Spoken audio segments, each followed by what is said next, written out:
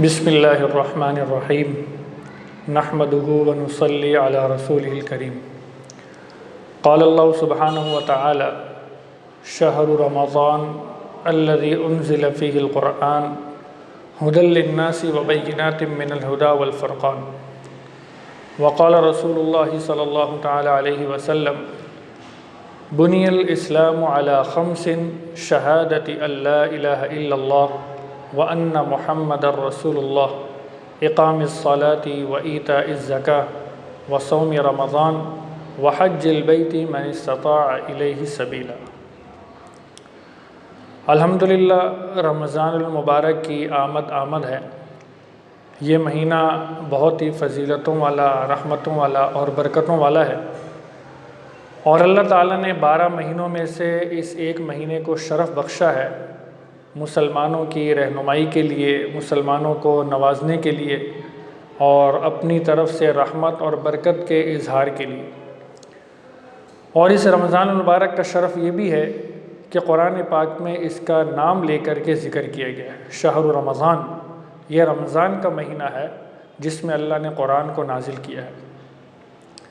اسی طریقے سے وقتاً فوقتاً عبادات مسلمانوں کی طرف متوجہ ہوتی رہتی ہیں۔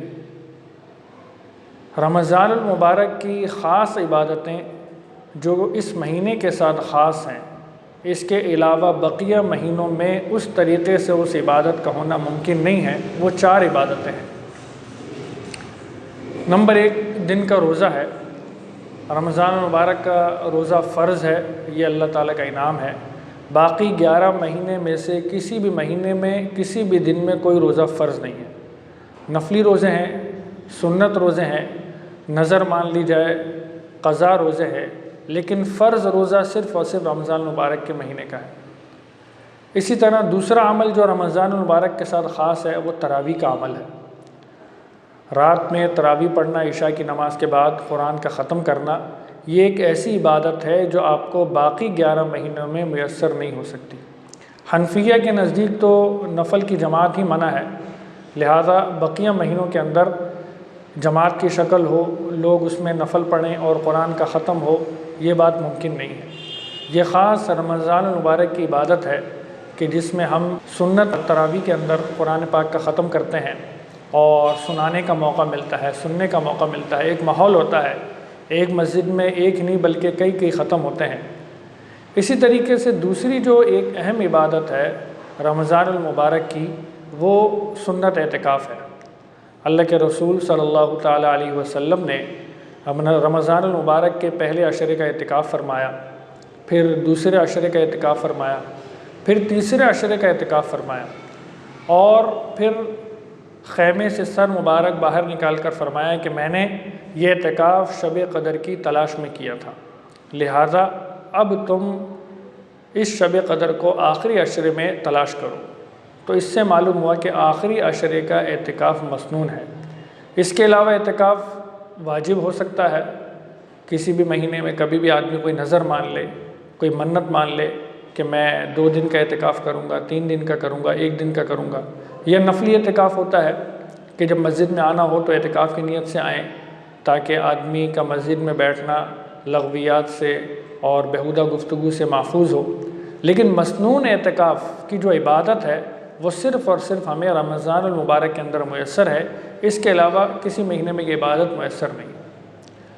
چوتھی اور آخری جو خصوصیت ہے رمضان المبارک کی، وہ شب قدر کی تلاش ہے۔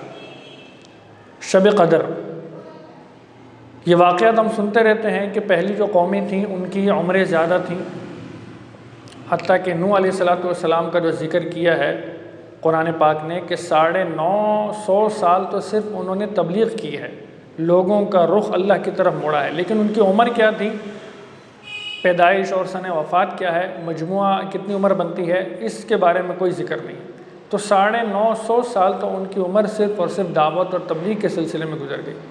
تو صحابہ کرام کو یہی قلق اور افسوس ہوا کہ پچھلی قومیں تو ان کی عمر زیادہ تھی، لہٰذا ہم جتنی بھی عبادت کر لیں اور جتنا بھی زہد اور تقوی اختیار کر لیں، ہم پہلی قوموں تک تو نہیں پہنچ سکتے۔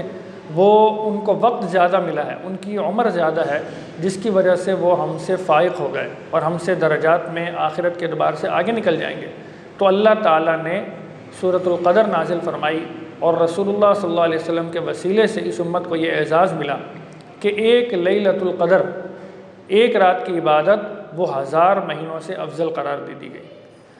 لیکن چونکہ اس کی قدر زیادہ تھی، اس کا ثواب زیادہ تھا، اس کی وقعت زیادہ تھی، تو ابتلاء اور امتحان کے لیے اس کی تعیین کو مجہول کر دیا گیا۔ اب وہ طاق راتوں میں سے کسی رات میں ہے، 21ویں میں ہے، 23ویں میں ہے، 25ویں ہے، 27ویں ہے، 29ویں ہے، کون سی رات ہے یہ اپنے اوپر موقوف ہے۔ لہذا یہ 4 عبادتیں ہیں جو رمضان المبارک کے ساتھ خاص ہیں، اور لیلۃ القدر ان سب کا نچوڑ ہے، ان سب کا ایک اہم حصہ ہے اور خاصہ ہے، جس میں عبادت کی ہمیں کوشش کرنی چاہیے۔ اور عربی کا تو مقولہ ہے من لم یعرف قدر اللیلہ لم یعرف لیلۃ القدر، جو آدمی رات کی قدر کو نہیں پہچانتا وہ لیلۃ القدر کی بھی قدر و منزلت کو نہیں پہچان سکتا۔ یعنی رات کا تو موقع ایسا ہے کہ علماء، بزرگان دین، صوفیاء اکرام اس کو غنیمت سمجھتے تھے عبادت کے لیے اور تنہائی کے لیے، نفلوں کے لیے، اللہ تعالیٰ سے گریہ وزاری کے لیے۔ تو وہ لوگ جو راتوں کی عبادت سے واقف ہیں، اس لذت سے محظوظ ہوتے ہیں، تو وہ لیلۃ القدر میں اس سے اور زیادہ محظوظ ہوتے ہیں۔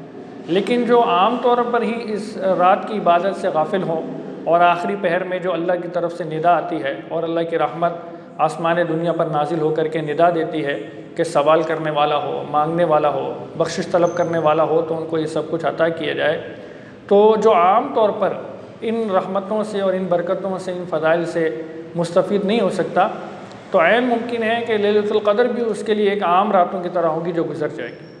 تو ہمیں ان 4 عبادتوں کا خاص طور پر اہتمام کرنا چاہیے، اور یہ رمضان المبارک کی ساعتوں کو ہمیں بابرکت بنانا چاہیے۔